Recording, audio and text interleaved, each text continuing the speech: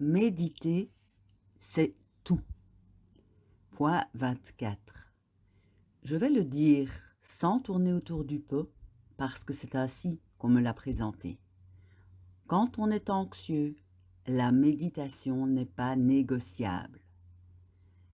Sky, la coach spirituelle que je fréquentais quand je travaillais pour des magazines, m'a dit un jour: Sarah, médite, c'est tout.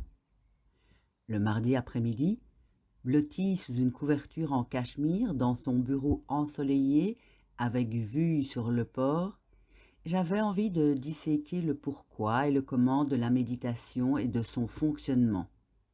Est-ce que je médite bien? Comment puis-je le savoir? Où est-ce que cela nous amène, mes habitudes cérébrales et moi-même, si je cesse de penser? Mais sa réponse était toujours et exaspérément la même: médite. Franchement, je n'ai pas la patience de vous transmettre les innombrables études qui prouvent que la méditation fonctionne. Ce n'est pas le sens de ce livre. Mais sachez que c'est le cas, ou allez voir sur Google. J'ai néanmoins envie de vous dire ceci: je suis nul en méditation. Pourtant, je médite à ma façon, nul, pendant 20 minutes, 2 fois par jour, depuis 7 ans. Je descends rarement dans les profondeurs dont parlent les autres. Mon expérience est plutôt minimale et bruyante. Mais voilà, il est possible d'être nul en méditation et que cela fonctionne quand même.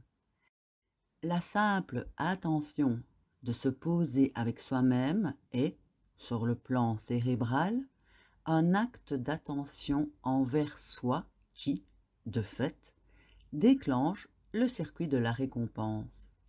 Et vous savez quoi? Rien que de savoir qu'on a le droit d'être nul en méditation est réconfortant. Et n'oubliez pas que l'anxiété est un problème mental. Elle se caractérise par des pensées, beaucoup trop de pensées. La méditation fait descendre l'énergie de la tête. Elle permet de calmer le mental. Elle abaisse le volume sonore des pensées. Elle est difficilement descriptible aussi. C'est une quête sans mots, dont toute description est un peu redondante. Au bout d'une année de méditation, j'ai compris que les mots et les pensées pouvaient évoquer l'expérience, mais qu'ils n'étaient pas l'expérience. Tout comme le doigt qui indique la lune n'est pas la lune, ce qui peut faire mal à la tête quand on commence à y réfléchir. Donc, méditer, c'est tout. Point 25. J'ai rencontré Tim, mon professeur de méditation actuel, au beau milieu de ma crise de la trentaine, après le déménagement de Skye au Japon. J'allais mal, j'étais malade, au chômage, perdu. J'avais arrêté de méditer. En fait, je n'avais jamais vraiment commencé, ou cela n'avait jamais pris, malgré mes tentatives avec Skye et des années de yoga, d'ateliers et de retraites en tout genre. Quand j'arrive chez lui, à Wollara, ce quartier particulièrement raffiné de Sydney, dans cette pièce couverte de tapis berbères, je me sens obligée de lui dire que j'ai un préjugé contre lui. Tu ressembles au type BCBG qui me regardait du haut dans le bus parce que je portais un uniforme de l'école publique. Je me sens minable assise ici. C'était vrai. Il avait l'air d'un BCBG et moi je me sentais minable. Tim sourit. La méditation va t'aider sur ce point. J'ai connu Tim par l'intermédiaire d'un type que j'avais rencontré à Bondi Beach, un jour à 5 heures du matin. Il prétendait m'avoir déjà vu à un cours de yoga et m'a abordé en me disant qu'il fallait que je médite. Je le sais, c'est tout, avait-il ajouté, l'air de se considérer comme quelqu'un de très intuitif. Les larmes qui coulaient sur mes joues tandis que j'arpentais la promenade, juste avant l'aube, après une nuit sans sommeil, avait dû l'aider à tirer cette conclusion. Il m'avait suggéré de contacter Tim. La même semaine, j'ai entendu parler de Tim à 2 autres reprises. J'ai une règle. Au bout de 3 fois, je passe à l'action. Encore une affaire de 3.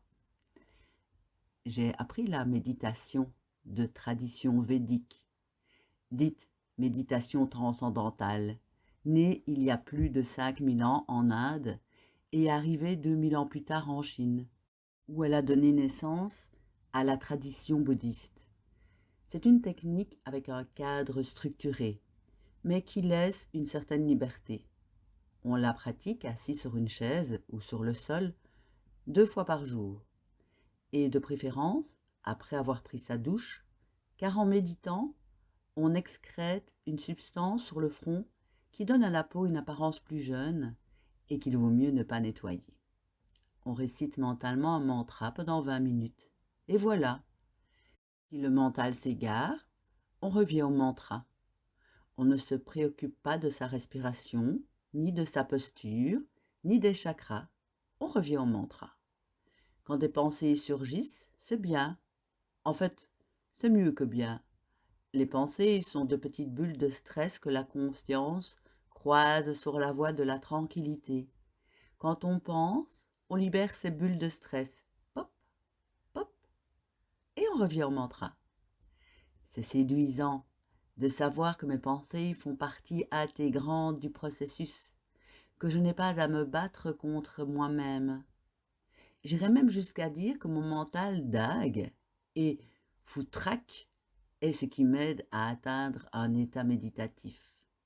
Plus je suis dans mes pensées, plus je dois revenir en douceur, à mon mantra en l'occurrence. Pour vous, ce sera peut-être revenir à votre respiration, au calme, ou à une lueur brillante dans votre troisième œil. Peu importe en réalité. Ce qui compte vraiment, c'est le fait de revenir doucement au calme. Cette vigilance constante, cette orientation vers le calme qui génère la détente en soi, qui fait travailler le muscle de la paix. Alors, tout doucement, on commence à remarquer que le calme s'installe dans sa vie. Pas immédiatement, mais au fil du temps. Les personnes comme moi sont attirées par la méditation védique, car elle n'est pas stricte. Il n'y a aucune règle et tout est pardonné. Pourtant, elle comporte des limites, un cadre à insérer dans une philosophie que l'on peut extraire, comprendre et avec laquelle on peut jouer. À mon avis, c'est pour cette raison qu'elle séduit beaucoup de gens qui sont incapables de rester assis. Les Beatles pratiquaient cette méditation. David Lynch la pratique depuis 38 ans et estime que ses créations les plus folles sont nées de ces méditations. Il y a quelques années, quand Russell Brand a fait le ménage dans sa vie, il s'est mis à dire des choses sensées sur l'environnement et des questions éthiques, et je l'ai vu en photo à vélo dans les pages People. Il a mis cette transformation sur le compte de la méditation transcendantale. Après quelques semaines de méditation avec Tim, je débarque dans son studio en larmes. « Ça ne marche pas, dis-je. »« Continue à méditer, répond-il. Il me sert une tisane de curcuma et se rassit en m'expliquant: ce qui compte, ce n'est pas ce qui se passe pendant les 20 minutes de méditation, c'est ce qui se passe après, dans la vie de tous les jours. Bien, ça change tout, dis-je. La méditation est donc un petit forum pour exprimer ses doléances, se purger de nos conneries, afin de pouvoir passer à l'étape suivante. Tim ne me dit pas que j'ai tort. Et il reprend. Tu arroses les racines pour pouvoir goûter les fruits, dit-il en montrant un arbre. Continue à arroser afin que l'arbre devienne stable. Le reste poussera ensuite. Quand on me demande quel a été le truc qui m'a aidé à sortir de l'anxiété, je réponds qu'il n'y en a pas qu'un, mais je reconnais que la méditation m'a guidée vers la plupart des choses positives qui me sont arrivées au cours des 7 années qui viennent de s'écouler. L'autre chose, avec la méditation, c'est qu'on l'a toujours à portée de main. On ne doit compter sur rien ni personne. On s'assied avec soi-même et on médite, ce qui est en soi d'une puissance incroyable. Ma façon de méditer. Je ne suis pas professeur de méditation et je n'ai pas l'intention de vous expliquer comment méditer. Ce n'est pas le propos de ce livre. Je vous donne simplement un petit aperçu de mon expérience en la matière. Je me dis que cela peut vous aider à vous sentir plus à l'aise vis-à-vis de la méditation, notamment si vous n'êtes pas particulièrement doué. Je trouve réconfortant encore aujourd'hui de savoir que d'autres ont aussi du mal à méditer. Je médite après avoir fait de l'exercice physique et avant le petit déjeuner le matin, quand le corps est, entre guillemets, ouvert et vivant. J'essaye autant que possible de méditer dehors, au soleil. Je médite sur les rochers, à la plage, sur les bancs dans les parcs, au sommet des montagnes, à la fin d'une randonnée.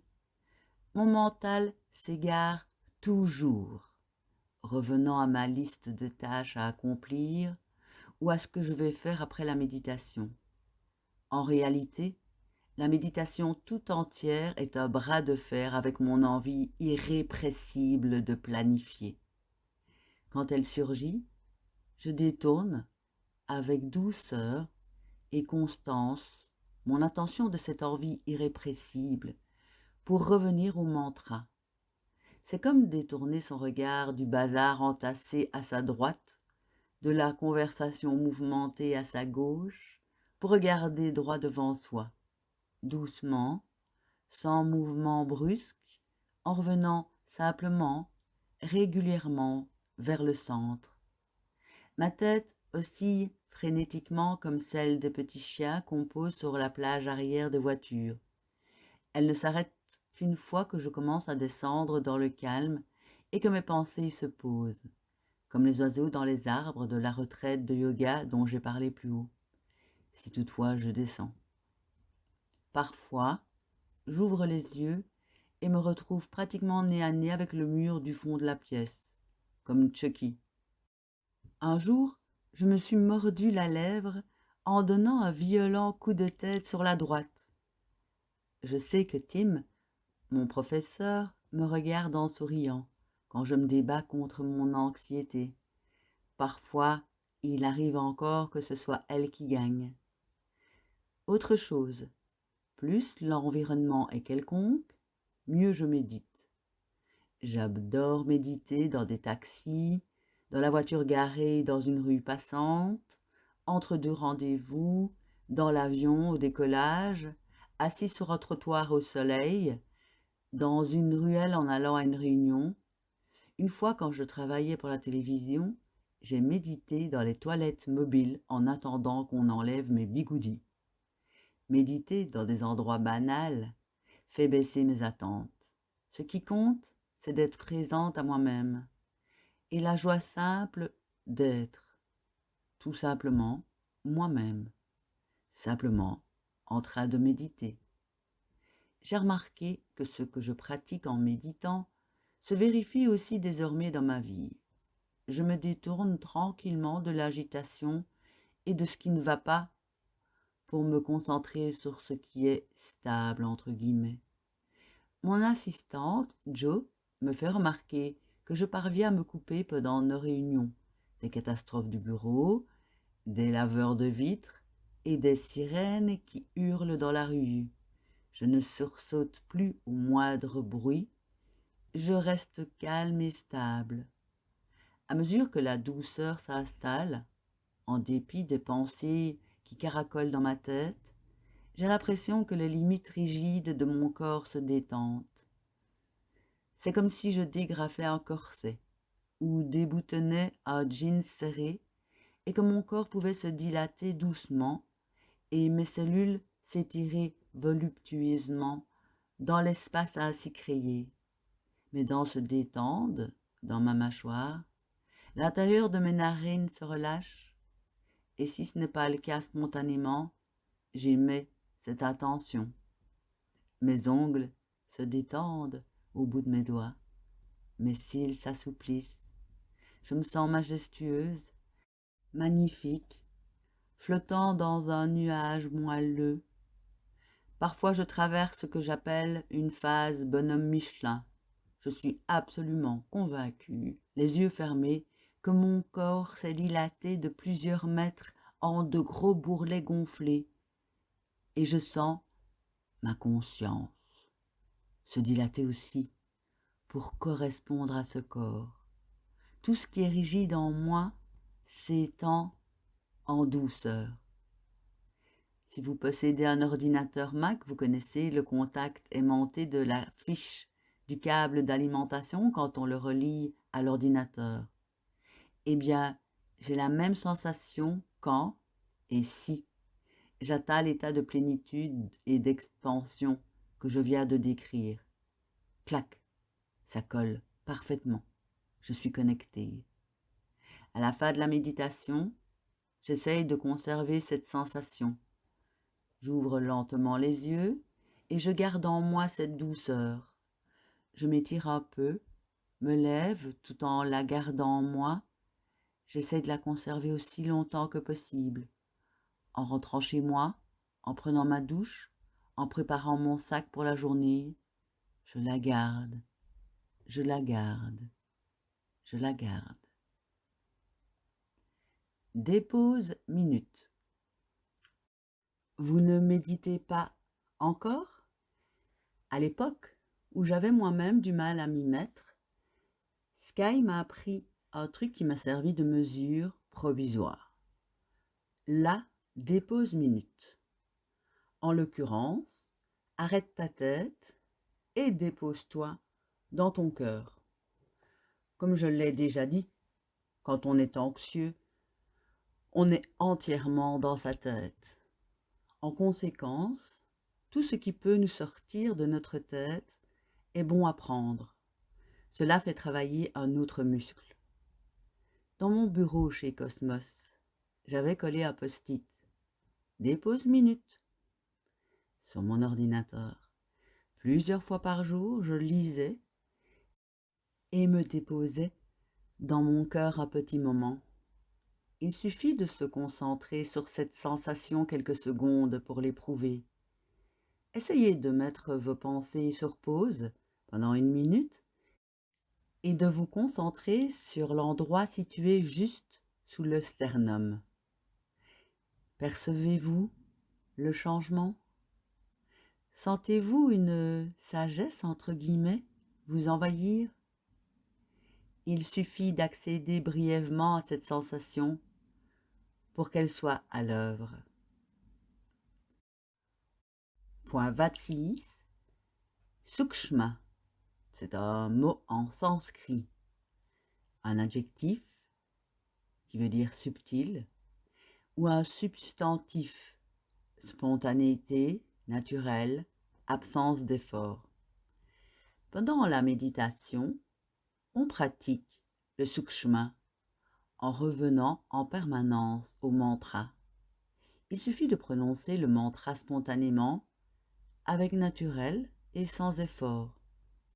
C'est sukshma au possible, n'est-ce pas?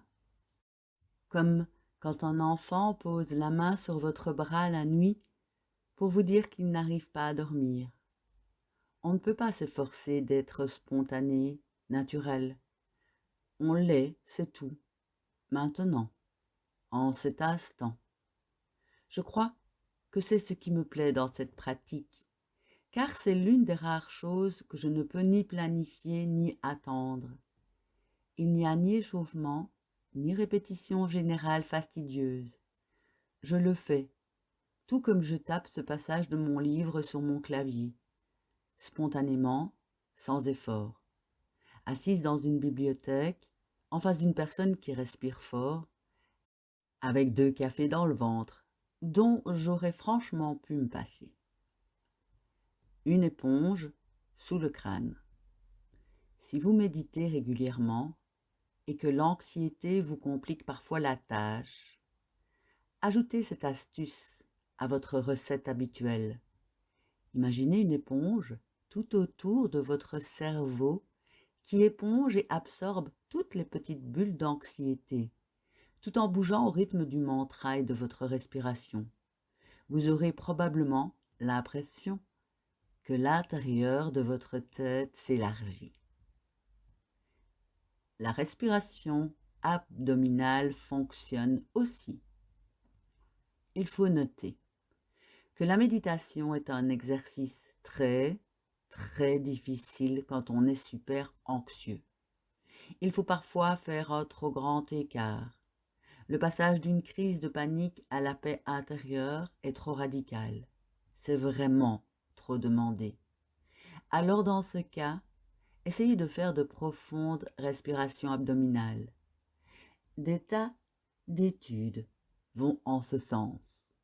Selon le docteur Richard Brown, professeur de psychiatrie à l'Université de Columbia et co-auteur de Pouvoir de guérison du souffle, une respiration maîtrisée communique au corps l'idée que tout va bien, ce qui régule la réaction au stress, abaisse le rythme cardiaque, ramène le sang dans le cerveau et le système digestif et procure une sensation de calme. La respiration profonde agit également sur le système immunitaire. Des chercheurs de l'Université de Caroline du Sud ont mené une expérience sur 10 adultes séparés en 2 groupes. Le premier groupe devait faire 2 sessions de 10 minutes de respiration profonde, pendant que les personnes du second lisaient un texte de leur choix pendant 20 minutes. On analysait régulièrement la salive des sujets pendant l'expérience. Le taux de 3 cytokines associées à l'inflammation et au stress était considérablement plus bas que les personnes qui respiraient. Herbert Benson, le chercheur de Harvard qui, en 1975, a forgé l'expression réaction de relaxation pour démystifier la méditation, a montré que la respiration contrait la réaction au stress, lutter ou fuir, et pouvait même modifier l'expression génétique. Il y a plusieurs façons de pratiquer la respiration profonde. Voici l'une des plus simples à mes yeux. Assis, le dos droit ou allongé, posez les mains sur le ventre. Inspirez lentement en emplissant le ventre en comptant jusqu'à 5. Marquez un temps d'arrêt. Expirez lentement en comptant jusqu'à 6. Pratiquez cette respiration de 10 à 20 minutes par jour.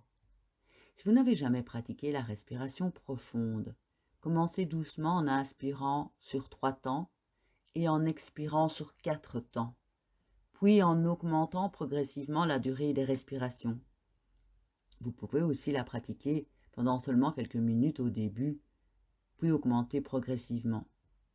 D'une certaine manière, la respiration profonde agit comme la méditation.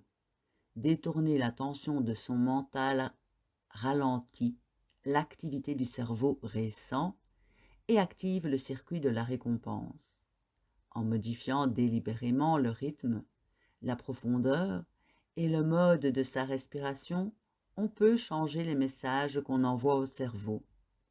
Et en massant, entre guillemets, le nerf vague qui enveloppe nos organes du ventre au cerveau, on libère toutes sortes d'enzymes anti-stress et d'hormones relaxantes telles que l'acétylcholine, la prolactine, la vasopressine et l'ocytocine. Esther Steinberg, médecin et chercheur à l'Institut national de santé mentale et autrice de L'équilibre intérieur, l'exprime ainsi. Imaginez une voiture qui fonce à 200 km/h, c'est la réaction au stress. Le nerf vague, c'est le frein. Faire des respirations lentes et amples, c'est actionner le frein. pratiquer la gratitude, même si ça a l'air ringard. Je ne fais pas de tableau de visualisation et je ne médite pas pour faire apparaître un mari et une maison avec piscine dans ma vie. En revanche, je pratique un rituel de gratitude inspiré de la conversation que j'ai eue devant un verre d'eau du robinet avec le docteur John de Martini, le maître en développement personnel et célèbre auteur du secret de la loi d'attraction. Je vous en fais part ici parce que, comme la méditation, cette pratique quotidienne a eu un effet exponentiel sur mon anxiété. Pour être honnête, c'est aussi une forme de méditation. Le docteur de Martini est un grand gourou à la drôle d'allure. Quand je l'ai rencontré il y a quelques années, il porte un costume noir avec pochette. Il s'exprime par le biais de phrases courtes, percutantes, qui sont sa propriété intellectuelle. De fait, il a déposé la marque de Gratitude Effect. Il a aussi une housse de protection de clavier brodée avec l'inscription «La pensée et la gratitude mènent à la manifestation». Il me l'a montré à l'issue d'une discussion sur le sujet, ainsi que son cahier de gratitude, un énorme ensemble de plusieurs volumes qu'il traque-balle dans le monde entier. Il a eu les larmes aux yeux en me lisant quelques passages. À l'époque, je ne savais que faire de tout ça, mais j'ai dû mettre mon cynisme en veille et tester son rituel de gratitude pour l'article que j'étais en train d'écrire. Les résultats ont été merveilleux, vraiment, et je continue à le pratiquer régulièrement. Mon rituel s'inspire de celui de John de Martini, mais il est un peu moins fulgurant et les phrases sont moins percutantes, et je ne l'ai pas déposé. Le voici. Le soir, une fois couché, je me remémore simplement 5 choses pour lesquelles j'éprouve de la gratitude et je dis merci. Ce sont en général des choses banales comme merci pour la chance que j'ai que le saumon soit en promo précisément le jour où je vais en acheter. Ou merci parce que mon ami Rick m'a appelé aujourd'hui juste pour me dire que je lui manquais. Qui est-ce que je remercie? L'univers, j'imagine. C'est peut-être Dieu pour vous, comme ça l'est pour John de Martini. Je n'attends pas de résultat précis, mais je me sens bien en le faisant. J'ai demandé à John de Martini pourquoi. Le simple fait de penser aux choses positives de notre vie pendant quelques minutes, 4 à 15 minutes a-t-il doctement suggéré, crée une concordance entre nos objectifs et leur réalisation. En prenant conscience que les choses s'ajustent parfaitement, on se sent synchrone et dans l'unité avec le courant de la vie, ce qui fait du bien, beaucoup de bien. Vous sentez ce que je veux dire, non? Vous savez, cette autre chose. C'est comme si dans ce moment de gratitude, tout avait du sens. On comprend que tout va bien, que le monde et les gens qui le peuplent fonctionnent parfaitement bien et qu'on n'a pas besoin d'interférer pour que cela se produise. Personnellement, ça me fait l'effet d'une grande bouffée d'air. L'immensité de la vie me donne une grande claque dans le plexus solaire, ce qui explique que beaucoup de gens pleurent quand ils éprouvent de la gratitude. C'est mon cas. Dans Le cerveau reconnaissant d'Alex Korb, il écrit la gratitude a un impact puissant sur notre vie car elle crée un cercle vertueux pour le cerveau. Le cerveau a le pouvoir immense de se concentrer. Il ne peut pas le faire en même temps sur des stimuli positifs et négatifs. En d'autres termes, on ne peut pas être reconnaissant et anxieux en même temps. Une fois encore, le système d'alarme de l'amygdale face aux menaces est neutralisé. De plus, il est scientifiquement prouvé que la gratitude stimule l'hypothalamus, une zone du cerveau qui régule l'anxiété. Alex Korb ajoute que le cerveau adore les biais de confirmation. Il recherche tout ce qui confirme ce en quoi il croit déjà. Donc, une fois que vous commencez à éprouver de la gratitude, votre cerveau se met à chercher d'autres raisons d'en éprouver. C'est ainsi qu'on renforce toutes sortes de bons muscles.